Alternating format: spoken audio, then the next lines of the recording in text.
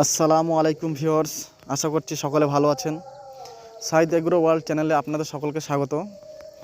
আমরা এখানে আজকে দেখাতে চলেছি কিভাবে প্যালেট দানা খাবার তৈরি করা হয়। অনেকগুলো উপাদান দিয়ে আপনি বাড়িতে বসে অল্প খরচে অল্প সময়ে দানা প্যালেট খাবার তৈরি করতে পারেন, যেটি আপনার ছাগল এবং গরু দুধ প্রাণীকেই খাওয়ানো যায়। একদম সহজ উপায়। দেখতেই পাচ্ছেন ভিডিওর মাধ্যমে একজন খাবার উপরের দিকে দেওয়া হচ্ছে এবং নিচের দিক দিয়ে প্যালেট দানা বেরিয়ে আসছে।